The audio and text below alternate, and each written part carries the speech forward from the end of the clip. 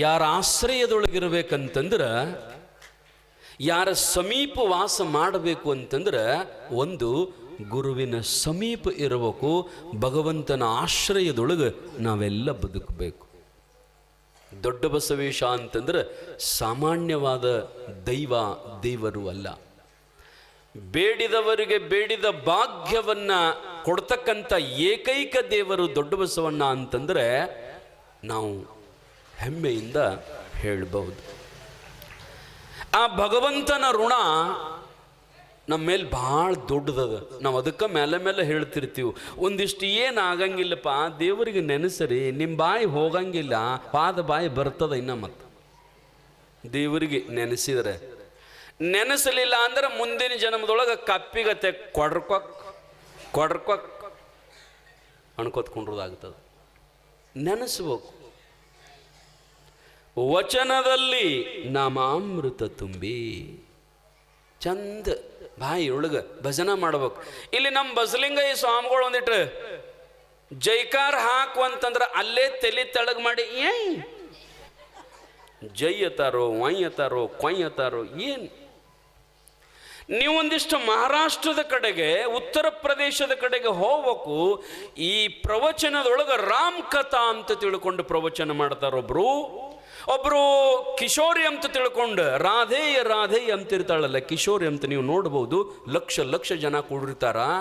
ಆ ಕಿಶೋರಿ ಪ್ರವಚನದೊಳಗೆ ಹೆಣ್ಣು ಮಕ್ಕಳು ತನ್ಮಯರಾಗಿ ತಮ್ಮನ್ನ ತಾವು ಮರೆತು ಕಣ್ಣು ಮುಚ್ಚಿ ಆ ಭಗವಂತನ ನಾಮಸ್ಮರಣೆ ಹೆಂಗೆ ಮಾಡ್ತಾರಂದ್ರೆ, ನಾವು ಎಲ್ಲಿ ಕೂತೀವಿ ಅನ್ನೋದು ಪ್ರಜ್ಞೆ ಇಲ್ಲ ಅವರಿಗೆ. ಹಂಗೆ ಕಣ್ಣು ಮುಚ್ಚಿ ನಾಮಸ್ಮರಣೆಯನ್ನು ಮಾಡ್ತಾರ, ಪರಮಾತ್ಮನ ಸ್ಮರಣೆಯನ್ನು ಮಾಡ್ತಾರ ಅವರು. ಅಷ್ಟೇ ಅಲ್ಲ, ಕೆಲವೊಬ್ರು ಪ್ರತಿಷ್ಠಿತ ಶ್ರೀಮಂತ ಹೆಣ್ಣು ಮಕ್ಕಳು ಎದ್ದು ನಿತ್ತ ಕೈ ಮ್ಯಾಲ ಮಾಡಿ ಡ್ಯಾನ್ಸ್ ಮಾಡ್ಕೋಂತ ಭಗವಂತನ ಸ್ಮರಣೆ ಮಾಡ್ತಾರೆ. ಅಲ್ಲ, ಇದಕ್ಕಿಂತಲೂ ಹಬ್ಬ ದೊಡ್ಡದು ಯಾವುದದ ಜಗತ್ತಿನೊಳಗ? ನಮ್ಮನ್ನು ಯಾರು ಈ ಭೂಮಿಗೆ ತಂದಾರ, ನಮಗೆ ಏನು ಬೇಕದನ್ನು ಕೊಟ್ಟಾರ, ಅವರನ್ನು ಹಾಡಿ ಹೊಗಳಿ ಹರಸಿ ಅವರನ್ನು ಕುರಿತು ಧ್ಯಾನ ಮಾಡಲಾರ್ದ ನಾವು ಇದ್ದೀವು ಅಂತಂದ್ರೆ ಮನುಷ್ಯರಾಗಿ ಹುಟ್ಟಿದ್ದಕ್ಕ ಒಂದಿಟ್ಟೇನಾದರೂ ಕಿಮ್ಮತ್ತು ಬರ್ತದೇನ್ರಿ? ಮರ್ಯಾದೆ ಇರ್ತದೇನ್ರಿ? ಇಲ್ಲ.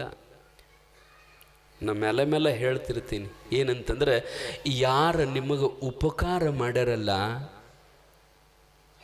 ಯಾರು ನಿಮಗೆ ಒಳ್ಳೆಯದನ್ನು ಬಯಸ್ಯಾರಲ್ಲ, ಅವರಿಗೆ ಅಪಕಾರ ಮಾಡಬೇಡ್ರಿ.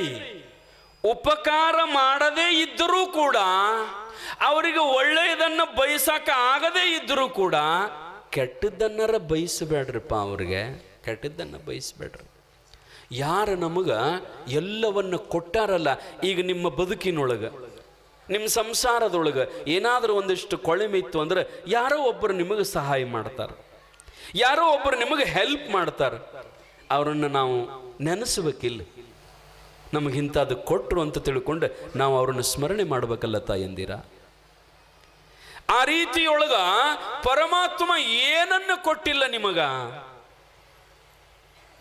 ಭಗವಂತ ಎಲ್ಲವನ್ನೂ ಕೊಟ್ಟಿದ್ದಾನೆ.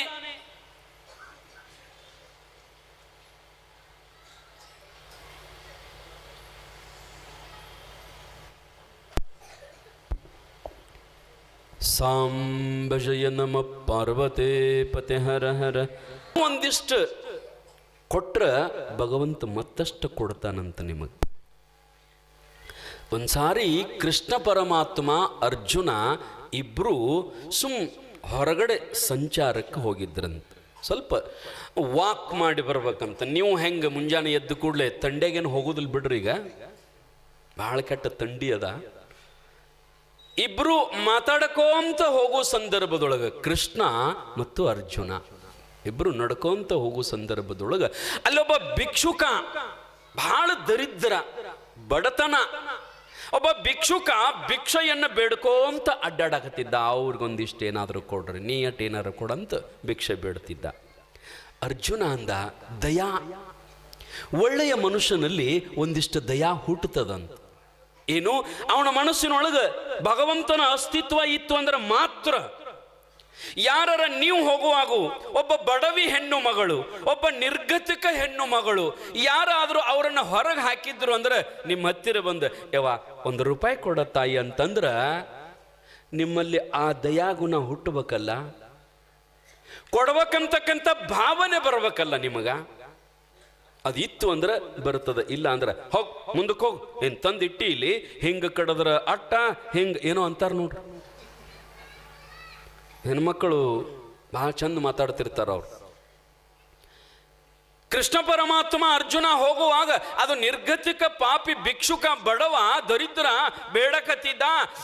ಅರ್ಜುನ ಅಂದಯ್ಯಪ್ಪ, ತಂದೆ ಪರಮಾತ್ಮ ಯಾಕೆ ಹಿಂಗ ಹುಟ್ಟಿಸಿಯೋ ಜಗತ್ತಿನೊಳಗ, ಯಾಕೆ ಭಿಕ್ಷುಕನನ್ನಾಗಿ ಹುಟ್ಟಿಸಿಯಪ್ಪ ಪರಮಾತ್ಮ, ಅವನಿಗೊಂದಿಷ್ಟು ಏನಾದರೂ ಕೊಟ್ಟು ಅವನಿಗೆ ಒಳ್ಳೆಯದು ಮಾಡಬಾರ್ದೆ, ನಿನ್ನ ಮುಂದೆ ನೋಡಿ ಬೇಡಕು ಅಂತ ಅಡ್ಡಾಡಕತ್ತದ ಪಾಪ, ಏನಾದರೂ ಕೊಡಬಾರ್ದೇನು ಅಂತಂದಾಗ ಕೃಷ್ಣ ಪರಮಾತ್ಮ ಅದಕ್ಕೆ ಏನು ಉತ್ತರ ಕೊಡಲಿಲ್ಲ. ಆ ಮಾತಿಗೆ ಒಂದು ಮಾತನಾಡಲೇ ಇಲ್ಲ, ಸುಮ್ಮನೆ ಹೋಗಿಬಿಟ್ಟ.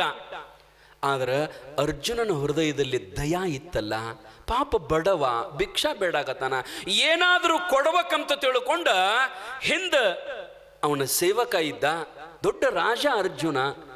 ಹೆಂಗ್ ಕೈ ಮಾಡಿದ, ಬಂಗಾರದ ನಾಣ್ಯಗಳು ತುಂಬಿರುವ ಒಂದು ಚೀಲಾನೆ ಕೊಟ್ಟ ಸೇವಕ.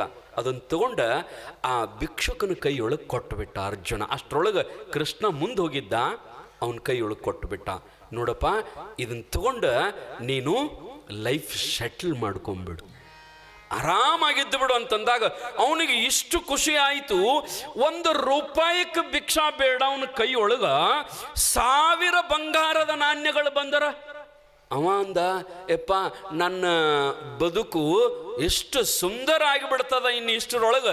ಏನಂತಂದ್ರೆ ಅವ ಹಾದ್ಯಾಗ ತಗೊಂಡು ಹೋಗ್ತಾ ಕಣ್ಣ ಮುಚ್ಚಿದ್ದವ. ಯಾಕಂದ್ರೆ ಆ ರೊಕ್ಕ ಬಂದಿತ್ತು ನೋಡ್ರಿ, ದೊಡ್ಡ ಮಣಿ ಕಣ್ಮುಂದ್ ತಯಾರಾಗಿತ್ತು. ಇನ್ನ ಹಾದ್ಯಾಗ ಹೊಂಟಾನವ, ಹರಕರಿಬಿನ ಅದಾವ ಕಣಸ. ದೊಡ್ಡ ಮನಿ ಕಟ್ಟಿಬಿಡ್ತೀನ್ರಿ ಅಪ್ಪ, ಮನಿಯೊಳಗೆ ಮಕ್ಕಳದವಲ್ಲ, ಚಂದ ಮದುವೆ ಮಾಡಿ ಕೊಡ್ತೇನ್ರಿ ಅಪ್ಪ, ಆ ನಂತರ ನಾನು ಚಲೋ ಕಾರ್ ಗಾಡಿ ತಗೋತೇನ್ರಿ ಅಂತ ಅನ್ಕೊಂತ ಕಣ್ಣು ಮುಚ್ಕೊಂಡು ಹಿಂಗೆ ಕೈಯಾಗ ಹಿಡ್ಕೊಂಡ ಹೊಂಟಿದ್ದ. ಎಲ್ಲಿದ ಬಂದು ಗೊತ್ತಿಲ್ಲ ಕಳ್ಳ ಒಬ್ಬ ಸೈಕಲ್ ಮೋಟ್ರ್ ಮ್ಯಾಗ ಹಿಂಗೆ ಬರ್ತಿದ್ದ. ಇವ್ ಹೆಂಗೆ ಹೊಂಟಿದ್ದ, ಹಿಂಗೆ ಹಿಡ್ಕೊಂಡು ಕಣ್ಣು ಮುಚ್ಕೊಂಡು ಮಣಿ ನಾನು ಹೆಂಡತಿಗೆ ಬಂಗಾರ ದೊಡ್ಡ ಸೀರೆ ಹಿಂಗೆ ಅನ್ಕೋತ ಹೊಂಟಿದ್ದ. ಅವ ಬಂದವನ ಹಗರ್ಕ ಕೈಯಾಗಿಂದ ಎತ್ಕೊಂಡು ಮಾತಾಡಿ ಎಕ್ಸಿಲೇಟರ್ ಜೋರು ಮಾಡಿದ್ ಬಾವತ್ ಹೋಗಿಬಿಟ್ಟವ. ಆ ಕಡೆ ಈ ಕಡೆ ನೋಡ್ತಾನ, ಸೈಕಲ್ ಮೋಟ್ರ್ ಮ್ಯಾಗ ಹೋಗ್ಯಾನ ಅವ. ಇವ ಹೆಂಗೆ ಓಡ್ತಾನ, ಅರೆ ಅರೆ ಅರೆ ಅನ್ಕೋತ ಮತ್ತೆ ಎಲ್ಲ ಹೋಯ್ತಲ್ಲೋ ಯಪ್ಪ, ಮಣಿ ಮಾಯ ಆಯಿತು, ಹೆಂಡತಿ ಕೊಳ್ಳನ ಬಂಗಾರ ಮಾಯ ಆಯಿತು ಅನ್ಕೊಂತ ಮತ್ತೆ ಮುಂದ್ವಾದ. ಮತ್ತೇನಪ್ಪ ಅಂತಂದ್ರೆ ಭಿಕ್ಷಾನೇ ಬೇಡ್ತಿದ್ದ, ಮತ್ತು ಭಿಕ್ಷಾ ಬೇಡಾಕತ್ತಿದ್ದ. ಕೃಷ್ಣ ಅರ್ಜುನ ಮತ್ತೆ ಹೊಂಟಿದ್ರು. ಅವ ಅಂದ, ಯಾಕೋ ಅಂದವ, ನಿನ್ನೆ 1000 ಬಂಗಾರದ ವರಹ ಅಷ್ಟು ರೊಕ್ಕ ಕೊಟ್ಟಿನಿ, ಎಲ್ಲಿಟ್ಟು ಏನು ಮಾಡಿದೆ ಅಂದ್ಕೂಡ್ಲೆ, ಇಲ್ರಿಯಪ್ಪ ಯಾವ ಒಬ್ಬ ಕಳ್ಳ ನನ್ನ ದೈವನ ಸುಮಾರು ಏನ್ರಿಯಪ್ಪ. ಕೆಲವೊಬ್ಬರದ್ದು ಹಂಗಿರ್ತದ ರೀ.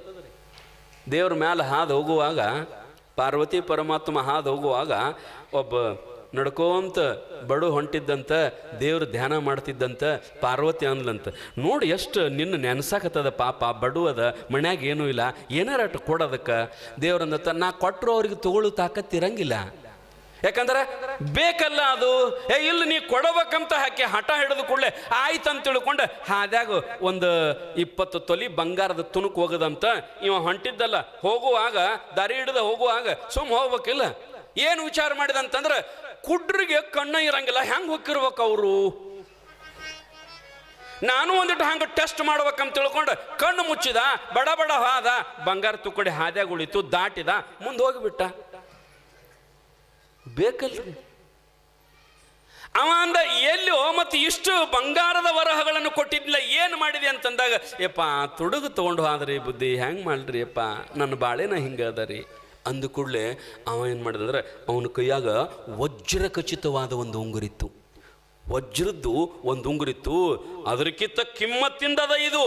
ನಿನ್ನ ಲೈಫ್ ಸೆಟ್ಲ್ ಮಾಡ್ಕೋ, ಒಮ್ಮೆ ಜೀವನದೊಳಗೆ ದೊಡ್ಡವಾಗಿಬಿಡ ಅಂತ ತಿಳ್ಕೊಂಡು ಹಿಂಗೆ ಕೊಟ್ಟ.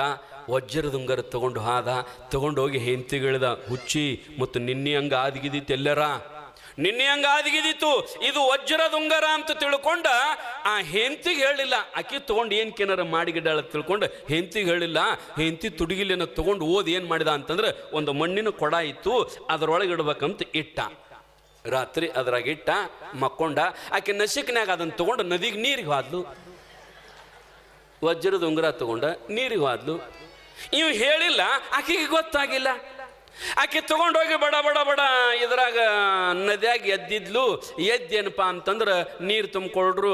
ಮತ್ತು ಹೆಣ್ಮಕ್ಳದೇನು ಅವ್ರ ಸ್ವಭಾವ ಇರ್ತದೆ ನೋಡ್ರಿ, ನದಿಗೆ ಆದ್ಕೊಂಡಾಗ ಮೊದಲು ಗಾಸ್ ಎಲ್ಲ ತಿಕ್ಕೋದು, ಹಿಂಗೊಮ್ಮೆ ಮಾಡೋದು ಎಲ್ಲ ತೊಳೆದು ಅದ್ರಾಗ ಸುರುವಿದ್ಲು. ಅದು ಹೋಗಿಬಿಟ್ಟಿತ್ತು ನೀರಾಗ.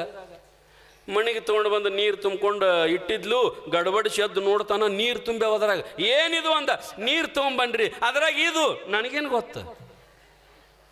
ಅವ ಅಂದ ಎಂಥ ದುರ್ದೈವ ನಂದಂತ ತಿಳ್ಕೊಂಡ ಮತ್ತು ಭಿಕ್ಷಾನೇ ಬೇಡಾಕತ್ತಿದ್ದ. ಕೃಷ್ಣ ಮತ್ತು ಅರ್ಜುನ ಇಬ್ಬರು ಮತ್ತು ಬಂದರು. ಯಾಕೋ ಅಂದ್ರು ಅವರು.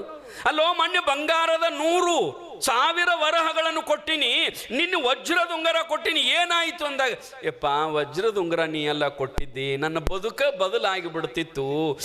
ಕರೆ ಏನು ಮಾಡಿದ್ರಿ ಅಪ್ಪ, ನಾ ದೊಡ್ಡ ಕಾರ್ ತಗೋಬೇಕಂತ ನಾ ಎಲ್ಲ ವಿಚಾರ ಮಾಡಿದ್ನಿ. ಈಗ ಬಂದದಲ್ಲ ಯಾವುದೋ ಒಂದು ಹೊಸ ಕಾರ್, 3 ಕೋಟಿ ರೂಪಾಯಿ ಅಂತದು, ಅಂಥದ್ದೊಂದು ಕಾರ ತೊಗೊಬೇಕಂತ ಮಾಡೀನಿ. ಎಲ್ಲ ಮನಿ ಅದು ಇದು ಮಕ್ಕಳ ಮದುವೆ ಹಿಂಗೆ ಮಾಡಿದ್ನಿ ಅಪ್ಪ. ಏನು ಮಾಡಿದ್ರಿ ಬುದ್ಧಿ, ನಾ ಕೊಡದಾಗ ಹಾಕಿಟ್ಟಿನಿ, ನಾನು ಹೆಂಡ್ತಿ ನೀರಿಗೆ ಹೋಗ್ಬೇಕಂತ ನದಿಯಾಗ ಹೋಗಿ ಅದನ್ನು ತೊಳೆದು ಸೂರ್ಯ ಬಂದಾಳ. ಅವ ಅಂದ, ಮತ್ತಿನ್ನು ನಾಯರ ಏನು ಮಾಡಲಿಪ್ಪ, 1 ಸಾರಿ 2 ಸಾರಿ ಇಲ್ಲಪ್ಪ ಏನಾರ ಕೊಡ್ತೀಯ ನೋಡಂತಂದಾಗ, ಆಗ ಯಾರೂ ಇದ್ದಿದ್ದಿಲ್ಲ, ಒಬ್ಬನೇ ಇದ್ದ. ಕಿಶಾಕ್ ಕೈ ಹಾಕಿದ. 1-2 ನಾಣ್ಯಗಳಿದ್ದು, 5 ರೂ ಏನು 10 ರೂ ಏನು 1 ರೂ 1-2 ನಾಣ್ಯಗಳಿದ್ದು, ತಗೋ ತಗೋ ಅಂತ ಅವ್ನ ಕೈಯಾಗ ಕೊಟ್ಟ ಅವ್ರು ಹೋಗಿಬಿಟ್ರು.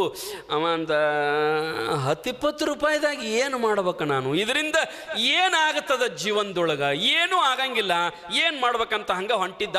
ಅಲ್ಲಿ ಏನಾಗಿತ್ತು ಅಂದ್ರೆ ಹಾದ್ಯಾಗ ಒಬ್ಬ ಮೀನಾ ಮಾರಾಕತ್ತಿದ್ದ. ತೂಕ ಮಾಡಿ ಮೀನಾ ಮಾರ್ಕೊಂತ ಕೂತಿದ್ದ. ಅದರೊಳಗೆ ಬಹಳಸ ಮೀನುಗಳು ಸತ್ತಿದ್ದು. ಒಂದು ಮೀನು ಮಾತ್ರ ಜೀವಂತ ಇತ್ತು. ಅದು ಮತ್ತು ಮೀನ ಮಾರವರೆ ಅವೇನು ಮಾಡ್ತಿದ್ದ ಅಂದ್ರೆ ಎಲ್ಲ ಹೆರಚುತ್ತಿದ್ದ, ಕೊಡ್ತಿದ್ದ, ಮಂದಿಗೆ ಹೆರಚುತ್ತಿದ್ದ, ಕೊಡ್ತಿದ್ದ. ಒಂದು ಮೀನ ಜೀವಂತಿತ್ತು, ಅದು ಜಿಗದಾಡಕತ್ತಿತ್ತು ರೀ, ಒಂದು ಸವಣ ಜಿಗದಾಡಕತ್ತಿತ್ತು. ಇವ ಒಂದು 10-20 ರೂಪಾಯಿ ಕೊಟ್ಟಿದ್ದರಲ್ಲ ಅರ್ಜುನ, ತಗೊಂಡು ಹೊಂಟಿದ್ದ. ಹೋಗುವಾಗ ಅವನಿಗೆ ಮನಸ್ಸಿನೊಳಗೆ ದಯಾ ಬಂತು. ಅರೆ ಮೀನುಗಾರ